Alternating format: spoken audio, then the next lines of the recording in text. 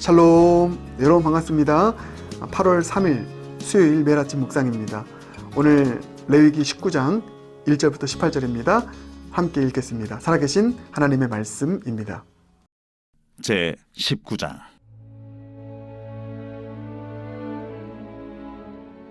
여호와께서 모세에게 말씀하여 이르시되, 너는 이스라엘 자손의 온 회중에게 말하 이르라. 너희는 거룩하라. 이는 나 여호와 너희 하나님이 거룩함이니라. 너희 각 사람은 부모를 경외하고 나의 안식일을 지키라. 나는 너희 하나님 여호와이니라. 너희는 헛된 것들에게로 향하지 말며 너희를 위하여 신상들을 부어 만들지 말라. 나는 너희 하나님 여호와이니라.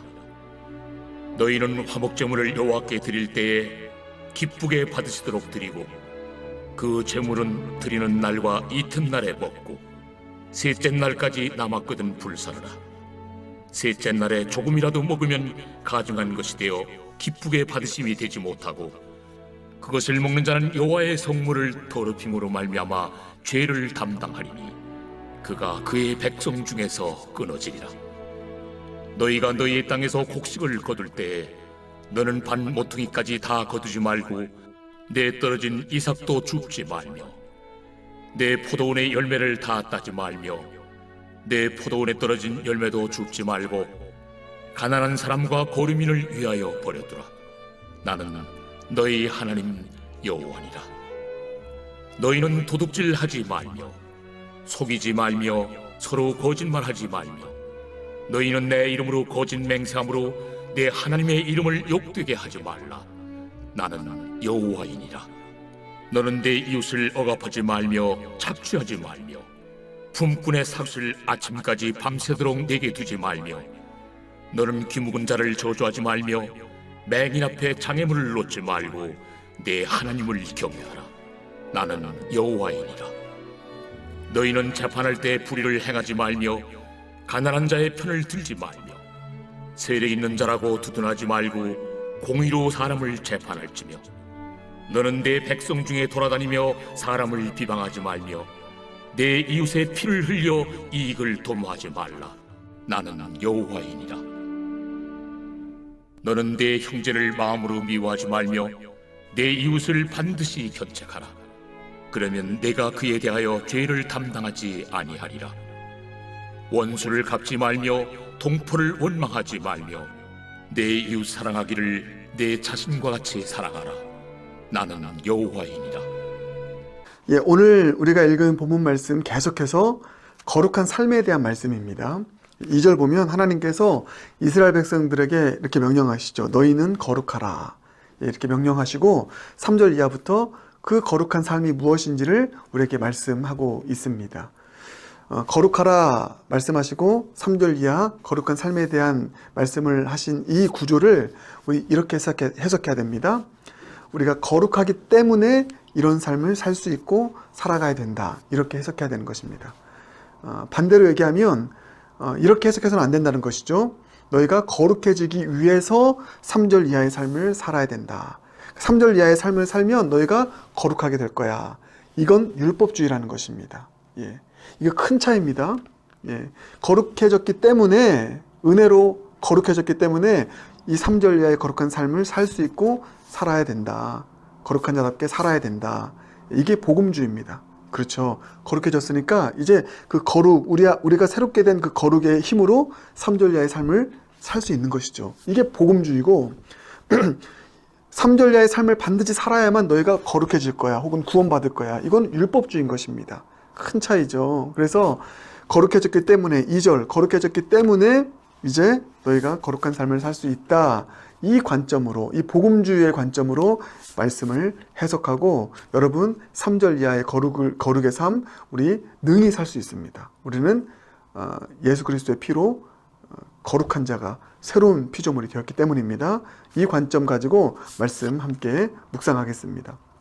우리가 거룩해졌기 때문에 능히 살아낼 수 있는 거룩한 삶, 이 세 가지 좀 우리가 집중해서, 그러니까 우리가 포커스를 맞춰가지고 이 거룩한 삶을 능히 살아내도록 힘쓸 수 있길 바라겠습니다. 먼저 첫 번째는 가정 안에서의 거룩입니다. 제가 이렇게 표현 드리고 싶어요. 가정 안에서의 거룩. 3절 보면 너희 각 사람은 부모를 경외하고 나의 안식일을 지키라 이렇게 나와 있습니다.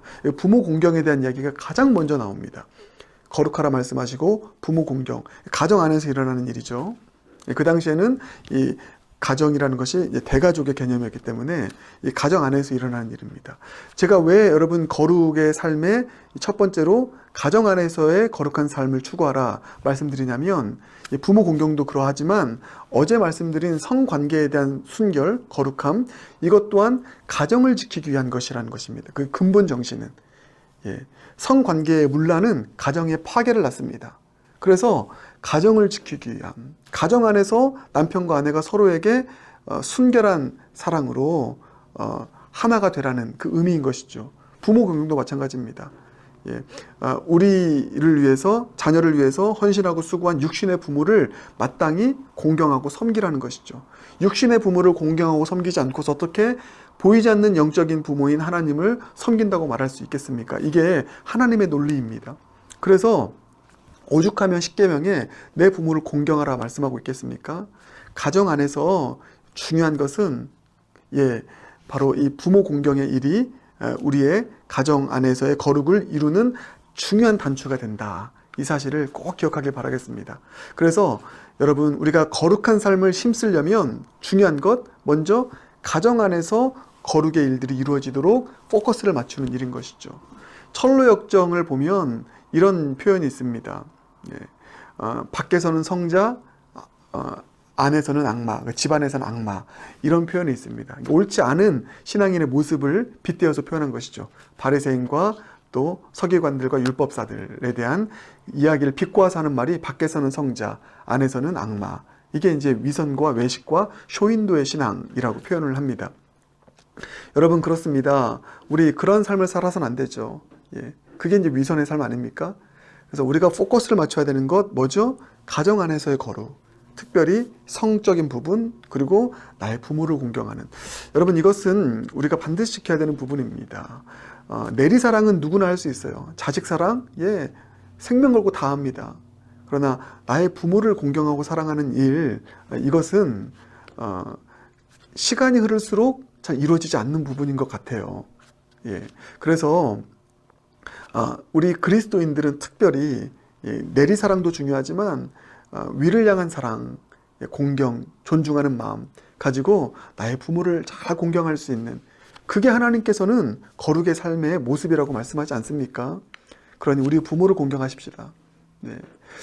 더 나아가서 우리 영락교회 안에서의 우리의 이 믿음의 선배분들을 믿음의 선조들을 우리가 공경하는 일, 우리 어르신들을 공경하는 일은 너무나 중요한 일입니다. 제가 영락교회 부임하여서 우리 뭐 영락 유치원도 설립할 것이고 여러 우리 다음 세대를 위한 사역 정말 투자하고 막 진행합니다. 그래야 우리 영락교회 미래가 있기 때문입니다.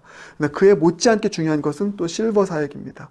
어르신들을 공경하고 우리 어르신들이 영락교회 안에서 그 믿음의 수고, 헌신의 수고가 헛되지 않도록 잘 존중해드리고 공경하고 또 행복하게 신앙생활 할 수 있도록 우리가 잘 섬겨드리는 일이 하나님 보시기에는 기뻐하시는 일이라는 것을 여러분 꼭 기억하시길 바라겠습니다. 그래서 이런 마음으로 우리 교회에서도 어른 공경의 일이 일어나고 우리 가정에서도 부모 공경의 일이 온전히 일어나 하나님 기뻐하시는 가정 안에서의 거룩을 영락교회는 영적 가족이죠. 영적 가족 안에서의 이 거룩을 이루어가고 여러분의 육신의 가정 안에서의 거룩을 이루어갈 수 있는 저 여러분 모두가 되길 주님의 이름으로 축복합니다. 그런가 하면 두 번째 거룩, 우리가 포커스를 맞춰야 되는 거룩한 삶의 모습, 그것은 교회 안에서의 화목을 이루라는 것입니다. 한 사람도 은혜에서 소외되지 않도록, 교제에서 소외되지 않도록 이 부분을 아주 우리가 중요하게 여겨야 됩니다. 자, 그래서 그게 5절 이하입니다. 너희는 화목제물을 여호와께 드릴 때 화목제물, 그러니까 화목제라고 하는 제사를 특별히 끄집어내서 말씀하신 겁니다. 그래서 화목제물을 여호와께 드릴 때 기쁘게 받으시도록 드리고 어떻게 하면 기쁘게 받으시도 드리는 거냐면 그 제물은 드리는 날과 이튿날에 먹고 셋째 날까지 남았거든 불사르라. 이튿날까지 그 제물 드린 제물을 다 먹으라는 것입니다. 화목제는 여러분 그 제사로 제물을 드리잖아요. 그러면 백성들과 함께 나눠 먹으라고 가장 많이 하나님께서 다 모든 것을 불태워서 주님께 드리는 번제와는 달리 백성에게 돌아갈 몫을 많이 남겨준 제사가 바로 화목제입니다. 왜 그렇다고요? 함께 나누고 교제하라고. 근데 그때 가난한 자들, 소외된 자들 다 모여서 그 음식을 같이 나눕니다. 근데 부유한 사람들은 화목제를 많이 드리겠죠. 나누는 것입니다. 한 사람도 소외되지 않도록. 이튿날까지 음식을 다 먹어 치우라. 이건 뭡니까? 모두가 다 이 많은 음식을 어떤 소수의 특정한 사람들만 독점하면 남을 수밖에 없습니다. 셋째 날, 넷째 날까지 갑니다. 그러지 말고 모두가 다 이 축제에서, 이 은혜에서 소외되지 않도록 다 함께 품고 그 은혜에 참여하도록 하여라, 이것입니다. 그러니까 교회 안에서의 화목을 이루라는 것입니다. 누구도 소외되지 않도록. 여러분, 이게 얼마나 중요한 일인지 모릅니다. 제가 목회하면서 가장 뼈아픈 일 중에 하나가 뭐냐면 은혜 안에서 속하지 못하고 교회가 어떤 경우에 많은 사람들이 그 은혜 안에 참여하지 못하고 소외되는 일이 생기냐면 교회가 끼리끼리의 공동체가 될 때입니다. 교회가 파벌이 생길 때입니다. 그래서 기득권이 형성될 때 많은 소외된 사람들이 생긴다는 것이죠. 그래서 은혜에 참여하지 못해요. 교회의 축제 같은 그 은혜에 끼어들지 못합니다. 그래서 아무리 새가족이 오고 아무리 많은 사람들이 와도 튕겨져 나가는 일들이 적지 않게 일어나게 되는 것이죠. 이런 일이 있어서는 안 된다는 것입니다. 그러니까 나만 기쁘고 즐겁고 그런 신앙생활 교회 안에서 일어나서는 안 된다는 것이죠. 모두가 다 함께 화목을 누리며 함께 복음의 교제를 나눌 수 있는 그런 교회가 되는 것, 이게 그 교회를 하나님께서 거룩한 공동체로 보시는 아주 중요한 그 모습 중에 하나라는 사실을 여러분 꼭 잊지 않고 기억하길 바라겠습니다. 고린도 교회가 이거 못했습니다. 고린도 교회가. 그래서 그 주의 만찬을 할 때 가난한 사람들, 이런 사람들을 참여시키지 못하게 만들었어요.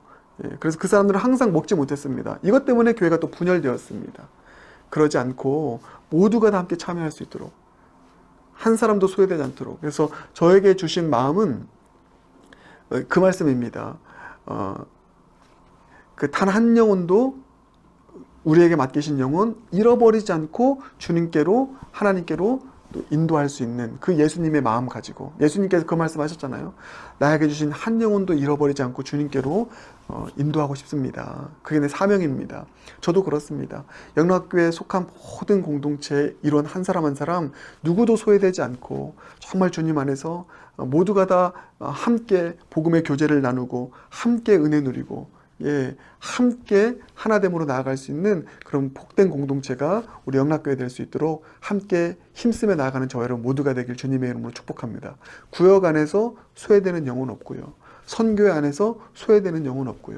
그래서 모두가 다 함께 화목을 누릴 수 있도록 그 거룩에 힘쓸 수 있는 저와 여러분 모두가 되길 주님의 이름으로 축복합니다. 마지막 세 번째는 이웃 사랑입니다. 이웃 사랑에 대한 이야기가 여러분 이제 9절 이하부터 쭉 나옵니다. 거룩의 삶의 실천은요, 결국 사랑으로 꼽힙니다. 사랑으로 꼽히고 사랑으로 열매 맺을 때 그게 거룩의 삶입니다. 9절 이하가 그 이웃 사랑에 대한 이야기를 나누고 있는데, 특별히 이웃 중에서도 가난한 자들입니다.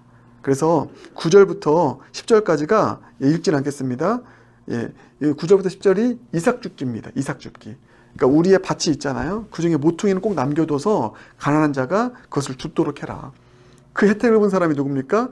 나오미와 룻 아닙니까? 보아스의 밭에 남겨진 이삭을 주움으로써 생활을 영위할 수 있었던 것이죠. 여러분, 그렇습니다. 우리에게 이삭줍기의 그 영역이 필요합니다. 우리의 삶 가운데 가난한 자들, 소외된 자들이 그 이삭을 주우며 살아갈 수 있도록 이삭줍기의 공간을, 이삭줍기의 또 여유를 베풀 수 있는 삶의 그 영역이 우리 가운데 있을 때, 그 영역이 우리의 거룩의 삶의 영역이라는 것을 잊지 않으시기를 바라겠습니다. 그래서 우리 영락교회 고민해야 됩니다. 우리가 이삭 죽기의 그 일들을 어떻게 실현해 갈 수 있을까? 이 부분을 함께 고민하면서 우리 영락교회가 가난하고 소외된 자들이 이삭을 주울 수 있도록 할 수 있는 그 방편을 함께 생각하고 그것을 실천할 수 있는 또 사역으로 실행해 나갈 수 있는 우리 영락교회 모두가 되길 주님의 이름으로 축복합니다. 그리고 이제 보면 11절 이하를 보면 이웃사랑에 대한 이야기가 이어지고 있습니다. 이 이웃사랑에 대한 이야기, 제가 여러분 특별히 이웃사랑에 대한 부분 중에서 세 가지를 제가 정리해서 요약을 해봤습니다. 먼저 첫 번째는 정직한 삶입니다. 정직한 삶. 거짓되이 행하지 아니하고 정직하게 이웃을 대하는 것. 그게 여러분 11절 너희는 도둑질하지 말며 속이지 말며 서로 거짓말하지 말며 너희는 내 이름으로 거짓 맹세함으로 내 하나님의 이름을 욕되게 하지 말라. 이게 이웃을 향해서 그렇게 하라는 것입니다. 한마디로 정직하라는 것이죠. 정직하게 거짓을 행하지 않고 정직한 삶. 이게 우리가 이웃과의 관계 속에서 거룩을 이루어가는 아주 중요한 길이라는 것이고요. 두 번째는 이웃을 억압하지 말라는 것입니다. 착취하지 말라는 것입니다. 자, 13절 너는 내 이웃을 억압하지 말며 착취하지 말며 품꾼의 삭슬 아침까지 밤새도록 내게 두지 말며 이렇게 나와 있습니다. 네. 그리고 또 16절 하반절 보면 내 이웃의 피를 흘려 이익을 도모하지 말라 이렇게 나와 있습니다. 착취하지 말라는 것입니다. 그러니까 부당한 불의한 이득을 취하지 말라는 것입니다. 착취하지 말고 나누고 합당하게 모든 것들을 베풀어주고 이런 삶을 살라는 것입니다. 이게 이웃사랑이 아주 중요한 또 하나의 삶의 모습이라는 것이고요. 마지막으로 비방과 원망이 아닌 사랑과 용납의 삶입니다. 그게 16절 너는 내 백성 중에 돌아다니며 사람을 비방하지 말며 나와 있죠. 그리고 18절 원수를 갚지 말며 동포를 원망하지 말며 내 이웃 사랑하기를 내 자신과 같이 사랑하라. 이게 뭡니까? 이웃에 대해서 비방하거나 원망하지 말라. 사랑으로 품어주고 용납하라. 이게 이웃사랑의 아주 중요한 정신이라는 것입니다. 여러분 이 세 가지 꼭 기억하길 바라겠습니다. 먼저 거짓이 아닌 정직으로 대하기.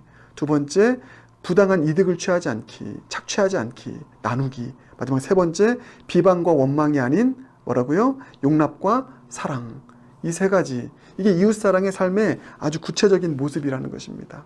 사랑하는 여러분, 제가 마지막 이 세 가지를 이제 우리가 이웃사랑으로 실천하여서 거룩의 삶을 이루어가야 되는데 이것을 마지막으로 이 부분에 적용하면서 말씀을 마무리하도록 하겠습니다. 우리 나눔축제가 있습니다. 이웃사랑의 아주 절호의 기회인 것이죠. 이번 주 나눔축제가 있지 않습니까? 여러분 과연 영락교회입니다. 얼마나 이 나눔축제를 위해서 우리 많은 분들이 기쁨으로 자원함으로 또 함께 하나됨으로 얼마나 이 귀한 섬김을 잘 감당하고 준비하는지 모릅니다. 여러분 정말 잘하고 계십니다. 여러분이 자랑스럽고 이런 귀한 교인분들을 주신 하나님께 감사와 영광을 올려드립니다. 여러분 이 이웃사랑의 세 가지의 이 삶의 모습을 그대로 나눔축제에 적용하여서 우리가 잘 이 나눔축제를 통한 이웃사랑을 실천할 수 있길 바라겠습니다. 여러분 제가 이렇게 말씀드릴게요. 나눔축제를 준비하면서 저에게 주신 세 가지의 나눔축제의 목적이 있었습니다. 먼저 첫 번째는 주님을 예배하는 일이었습니다. 지금 섬기고 준비하는 모든 이 과정들이요 사실 그것이 주님을 예배하는 것입니다. 주를 섬기듯 하는 것이지 않습니까? 그래서 이 모든 과정을 통해서 주님은 우리가 주일에 모여서 예배드리는 것 이상으로 영광 받으실 것입니다. 여러분 모두 다 이 지금 섬김의 모든 일들 의무로 하는 것이 아니라 주님을 섬기는 마음으로 하시는 거잖아요. 그 주님을 예배하는 거예요. 우리 섬김을 통하여 주님을 예배하십시다. 우리의 삶을 통하여 주님을 예배하십시다. 이 첫 번째 목적이고요. 두 번째 목적은 뭐냐면 우리의 하나됨입니다. 여러분 이 섬김을 통하여서 우리는 하나 되는 것입니다. 우리 영락교회가 이 나눔축제라는 이 축제와 같은 행사 함께 준비하며 하나된 마음 또 하나된 사랑 더 경험하여서 교회가 더 하나로 똘똘 뭉칠 수 있는 교회가 되는 것.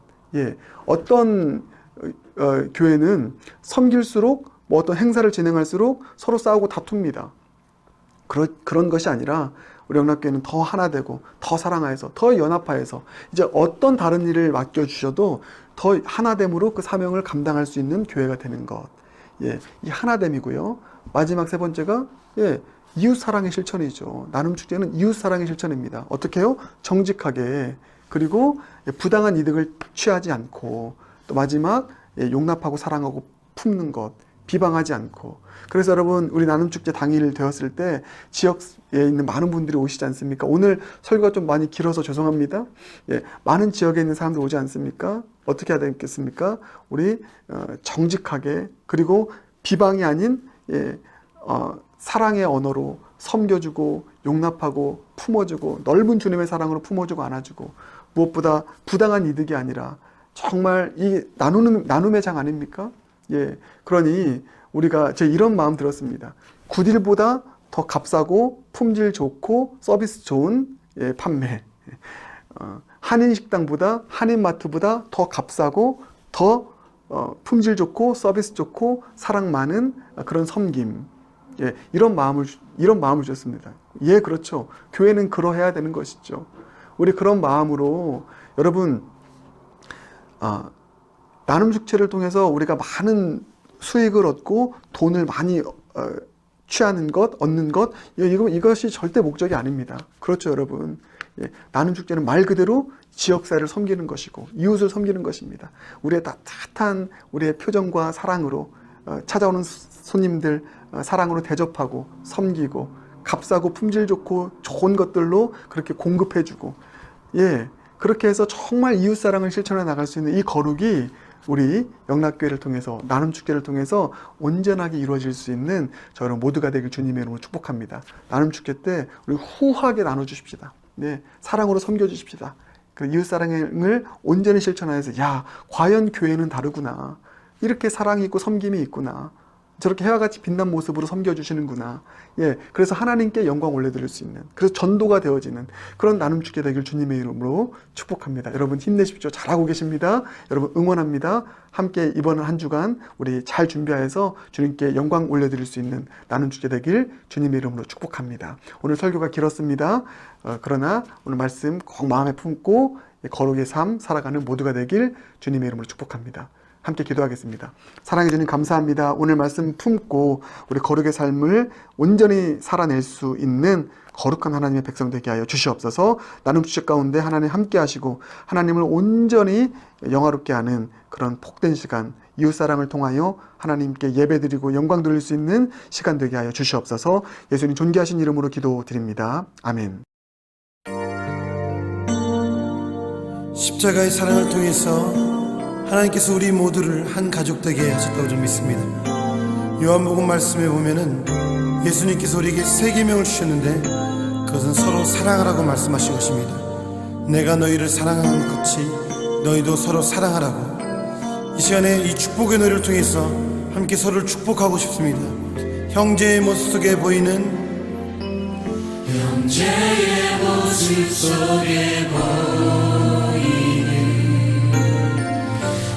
하나님 형상 아름다워라.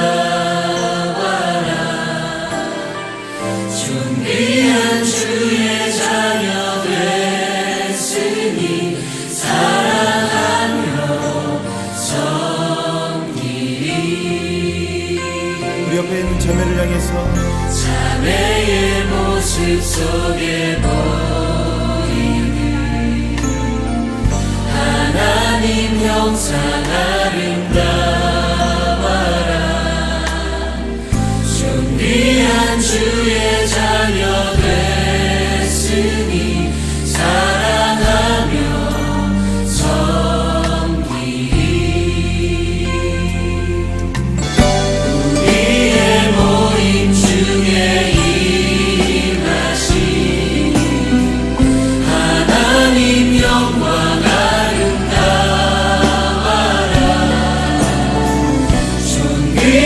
왕이 여기 계시니 사랑하며 섬기리. 우리 다시 한번 우리의 시선을 하나님께 들면서